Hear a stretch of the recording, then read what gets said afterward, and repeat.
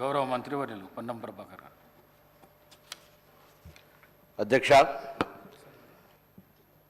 ఈరోజు ఇప్పుడే గౌరవ ముఖ్యమంత్రి గారు ప్రవేశపెట్టినటువంటి ఈ యొక్క నివేదిక, నిర్ణయం నుంచి నివేదిక 4వ తారీఖు ఫిబ్రవరి 2024 నాడు క్యాబినెట్ నిర్ణయం తీసుకుంటే, తిరిగి 4వ తారీఖు ఫిబ్రవరి 25 నాడు శాసనసభలో నివేదిక రూపంలో ప్రవేశపెట్టినటువంటి ప్రభుత్వం, దీనికి సంబంధించి సహకరించిన ప్రతి ఒక్కరికి కూడా, ఎందుకంటే నిర్ణయం తీసుకొని కార్యక్రమం క్షేత్రస్థాయి దాకా పోయి పర్యవేక్షణ చేస్తూ అనేక రకాలుగా ఒడుదుడుకులు ఎదుర్కొంటూ ఈ కార్యక్రమం కొనసాగింది. అధ్యక్ష, ఇప్పుడే గౌరవ ముఖ్యమంత్రి గారు చెప్పిన ఈ కార్యక్రమం 1931 స్వాతంత్రంకు ముందు ఇటువంటి సమాచారాన్ని సేకరణ జరిగితే దాని తదుపరి ఏ బలహీన వర్గాలకు సంబంధించిన వాళ్ళు ఉన్నారో వాళ్ళంతా కూడా మేమెంతో మాకంత ఉండాలి, అసలు సమాచారం అన్ని కులాల లెక్కలేక రకరకాల ప్రభుత్వాల ఇష్టాప్రకారంగా పథకాలు వచ్చేటువంటి. అధ్యక్ష, కానీ ఎప్పుడైతే భారత్ జోడో యాత్రలో రాహుల్ గాంధీ గారు దేశం మొత్తం తిరిగినప్పుడు చాలా వర్గాలకు అసలు ప్రాతినిధ్యమే లేదు,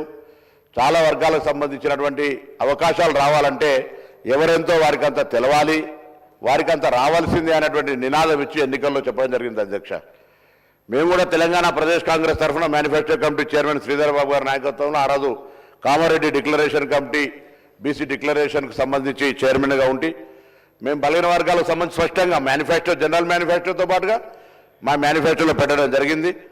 ఈ కుల సర్వేకు సంబంధించి మా ప్రభుత్వం కట్టుబడి ఉందని చెప్పినాం. అధ్యక్ష, 4వ తారీఖు నాడు క్యాబినెట్ అయింది.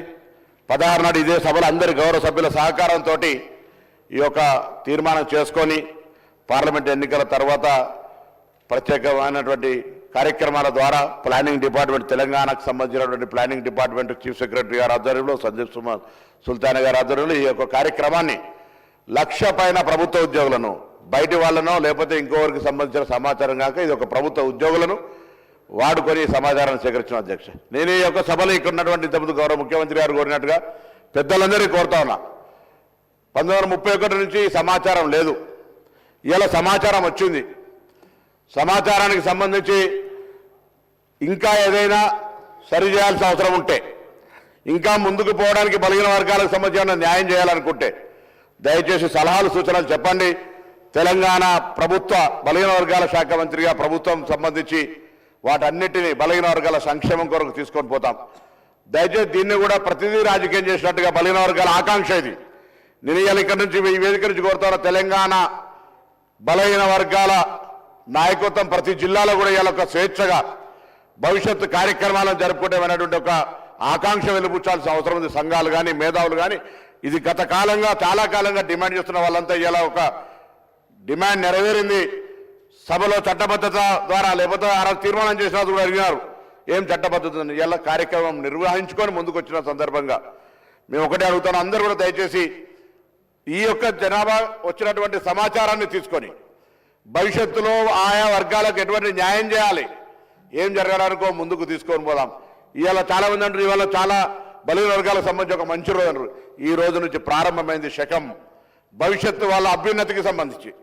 ఈ ప్రభుత్వంతో పాటుగా భవిష్యత్తులో ఎక్కడైనా ఏడైనా ఈ దేశానికి రోల్ మోడల్గా తెలంగాణ ప్రభుత్వం తీసుకున్నటువంటి యొక్క సమాచార సేకరణ బరాబర్ తెలంగాణ రాష్ట్ర యొక్క తీసుకున్నటువంటి కార్యక్రమం యావత్ దేశంలో. నిన్న కూడా గౌరవ ఫ్లోరం లీడర్ రాహుల్ గాంధీ గారు పార్లమెంటు వేదికగా చెప్పినారు, తెలంగాణ ప్రభుత్వం తీసుకుంటున్న చర్యల్ని ఇది తెలంగాణ ప్రభుత్వంకే కాదు, తెలంగాణ ప్రాతినిధ్యం వహిస్తున్న ప్రజాప్రతినిధికి కూడా గౌరవం అనే మాట చెప్తున్నారు. ఇటువంటి ఒక అవకాశాన్ని కల్పించడానికి అందరూ కూడా అధికార పక్షమా, ప్రతిపక్షమా, మిత్రపక్షమా, ఇంకొక విపక్షమా సంబంధాలు అందరూ కూడా ఇలా నిజంగా బలహీన వర్గాలకు సంబంధించి గొత్తెత్తి వారికి న్యాయం చేయాలనే డిమాండ్ చేసే ప్రతి రాజకీయ పార్టీ దీన్ని స్వాగతించి దీని భవిష్యత్తు ప్రణాళికకు సలహాలు ఇచ్చి కార్యక్రమాన్ని ఏ విధంగా తీసుకుపోవాలి అనేటువంటి మాట చెప్పి ముందుకు పోవాలని కోరుతాను. ఎందుకంటే ఇది ఒక డైరెక్షన్.